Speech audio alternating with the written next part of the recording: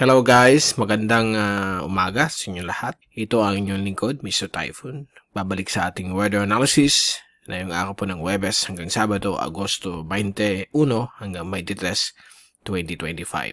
Tagalog version po ito. Pinaglilingkod sa inyo ng Typhoon 2000 at Naga College Foundation. Yung interested or those who want to know the English version, click lang po nyo yung link dito.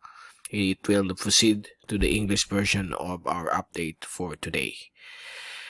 Apologies for not bringing you the latest update yesterday. We are so busy attending meetings, seminar. We are delighted that Dr. Mahar Lagmay of Project NOAA of UP has conducted a flood seminar to the local government of Naga City, and thank you for the team of Dr. Mahar, and it's nice to see the collaboration between the city and also with our website. Okay, moving forward, we are going to collaborate for some data swapping of data, okay, when it comes to tropical cyclones, flooding, and rain events. So thank you so much, guys. And before we begin, we would like to thank our partners, BPI Sustainability. If you are interested to know more about the program, just click on the link here. And also the local government of Naga City, headed by our Honorable Mayor Lenny Robredo and our Vice Mayor Gabby Bordado. So let's begin with our update. So ngayon po, umpisahan na natin ang pinaka-latest update. Meron tayong low pressure area. Ito po ay namuo sa nakalipas na 5 araw. Naging aktibo po siya past 2 days ago. Pero ngayon po ay humina siya, naging low chance at papalapit na po dito sa may eastern sections ng Luzon. At ito po ay magbibigay ng mga paulan, courtesy po ng kanyang extension, tinatawag nating trough. Ito po yan. So affected po ang Visayas, Bicol region, then later on, the rest of Luzon kasama po Metro Manila. Dahil po ang possibility nito ay ito po ay tatawid ng Northern Luzon sa Biyernes. At pagdating po ng Sabado, pag-exit po niya dito sa may West Philippine Sea, baka tuloy-tuloy na po siya maging isang ganap na bagyo.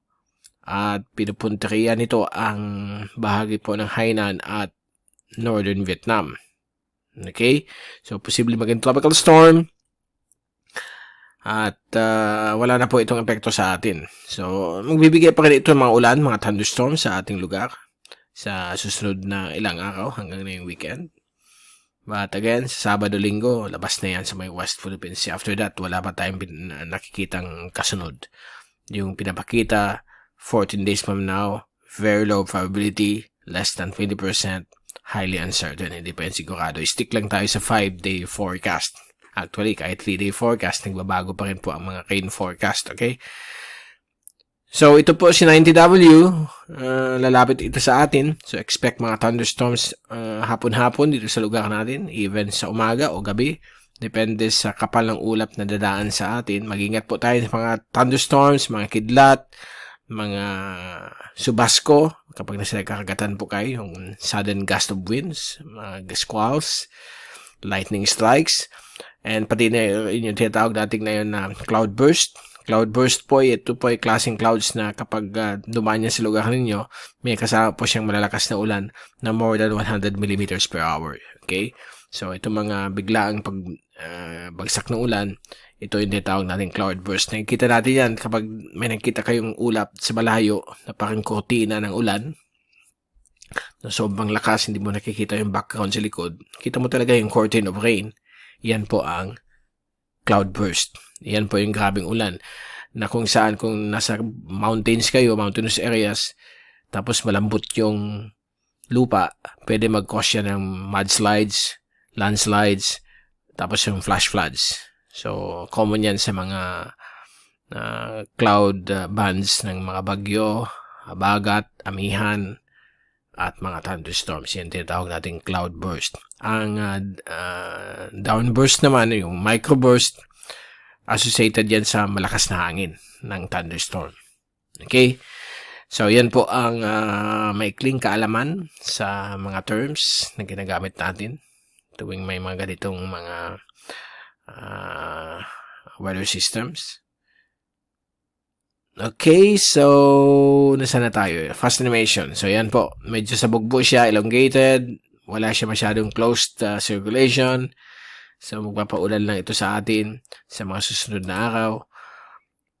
Kita rin ninyo dito sa ating fast animation mula sa windy 6-hour update mula 9 o'clock ng gabi hanggang 3 a.m. na yung umaga. Yan po, papalapit pong mga kaulapan. Dala ni LPA 90W.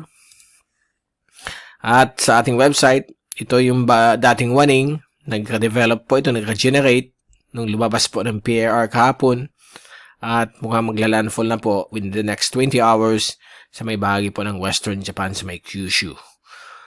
Lumakas po siya, tropical storm, 65 kph. Ito po galing sa ating website, typhoon2000.ph. Yung interested, visit lang po kayo. Maraming link po yan ng iba't ibang agencies. So, yan po siya. Maliit na system. Okay? So, yung area lamang po ng Kyushu, Japan, ang makaka-experience ng bad weather. So, ito po yung track ng JDWC. Wala pa naman po siyang international name kasi hindi po ito kina-classify ng Japan Meteorological Agency. Easterlywave.com. Ito yung latest nila mula sa European model output. Ito na po si LPA 90W. So, nandito siya. Ito po yung magiging track ng European ensemble. Nakita ninyo, ito yung pressure. So, ibig sabihin, baka active LPA siya or isang tropical depression pagtawid ng Northern Luzon. Pero pag labas niya dito sa may West Philippine Sea, sure ball, baka maging tropical storm po siya dito. Or a strong tropical depression. Pero paalis na yan sa atin. So, mag-ingat po ang mga nandyan sa Hainan, Northern Vietnam, mga Filipino community dahil dyan po papunta ang system na yan na yung weekend.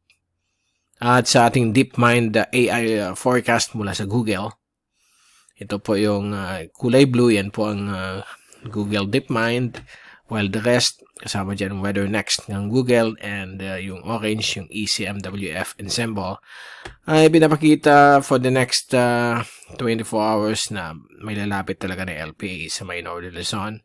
Baka maging tropical depression bago maglandfall o kaya after maglandfall, saka siya maging tropical depression, then magiging tropical storm. So, papuntang Hainan at Northern Vietnam. After that, next week, wala pa tayong nakikita. Although sa unang araw ng September, meron ditong napakalawak na mga cluster, mga bilog-bilog ng DeepMind. So, may possibility dyan na baka may magkaroon po ng panibagong LPA, but mataas pa po ang uncertainty. Again, stick lang tayo sa 5 days. Ito naman po yung 5-day forecast mula sa European model. Wala naman po masyadong pinapakita dito. Ito lang yung bagyo. Posible mag-form sa West Philippine Sea na yung Sabado-Linggo.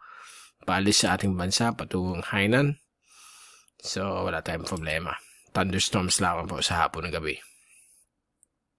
Moving forward, hanggang dito sa September 1 o 2 ng European model, meron na naman isa, LPA or TD, patungong extreme Northern Luzon, habagat lang po sa atin. So, magkakaroon pa rin ng habagat. Okay? Baka ito na po yung huling buga. Usually kasi hanggang end of September po yan, or first week of October, minsan nag-extend hanggang first week of October. So, we will wait and see. Ang MJO kasi napakahina. Okay? Rain forecast.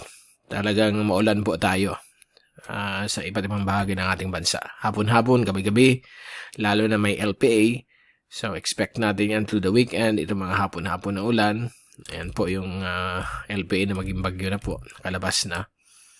Hanggang Monday, mga thunderstorms tayo. Mga localized thunderstorms. Kaya po ang Pilipinas ay monsoon climate. While yung iba, tropical rainforest climate. If you are familiar with the Köppen climate system. Okay? Köppen classification.